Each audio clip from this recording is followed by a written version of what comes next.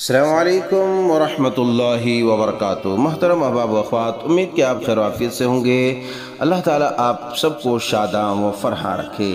آئیے ایک عجیب و غریب واقعہ سے ہم آپ کو روشناس کراتے ہیں۔ معمر ابن یزید اپنی قوم میں سب سے بڑا بہادر شخص تھا۔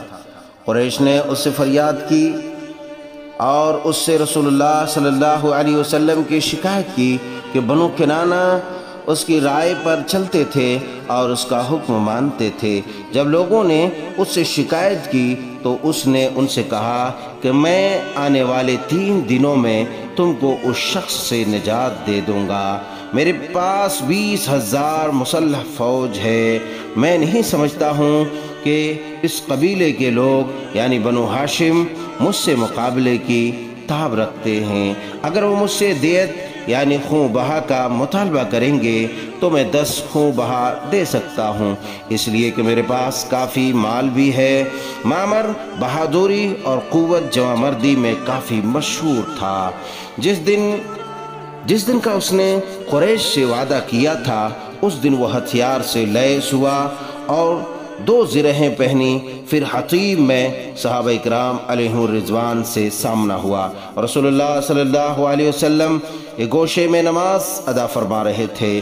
رسول اللہ صلی اللہ علیہ وسلم نے معاملے کو بھانپ لیا لیکن توجہ نہیں فرمائی، نہ گھبرائے اور نہ نماز مختصر کی۔ معمر کو بتایا گیا کہ یہی محمد صلی اللہ علیہ وسلم ہیں جو سجدے میں ہیں۔ وہ محمد صلی اللہ علیہ وسلم کی طرف بڑھا، اپنی تلوار کھینچ لی اور ان کی طرف لپکا، آپ علیہ السلام کی طرف لپکا، لیکن جب آپ کے قریب ہوا تو گھبرا کر تلوار پھینک دی اور لوٹ پڑا۔ جب صفا کے دروازے تک پہنچا زرہ سے اٹھ کر لڑکھڑایا اور گر پڑا، پھر کھڑا ہوا لیکن اس کا چہرہ پتھر سے ٹکرانے کی وجہ سے خون سے لت پت ہو گیا۔ پھر بھاگنا شروع کیا تو تیزی سے بھاگتا رہا یہاں تک کہ وادی بطحا میں جا کے دم لیا اور پیچھے مڑ کر بھی نہیں دیکھا کہ لوگ اس کے گرد جمع ہو گئے۔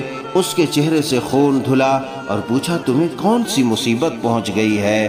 بولا تمہارا ناس ہو، تمہارا برباد ہو، بیوقوف ہو، دھوکہ میں وہ ہے جس کو تو نے دھوکہ دیا ہے۔ لوگوں نے پوچھا آخر ماجرا کیا ہے؟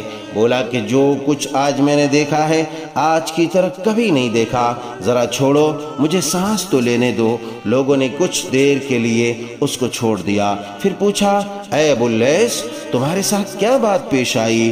بولا میں جب محمد صلی اللہ علیہ وسلم کے قریب ہوا اور اپنی تلوار سے حملہ کرنا چاہا تو میری طرف محمد صلی اللہ علیہ وسلم کے سر کی جانب سے دو پرانے زہریلے قسم کے سانپ لپکے جن کے منہ سے آگ کی لپٹیں نکل رہی تھیں، دونوں کی آنکھیں چمک رہی تھیں۔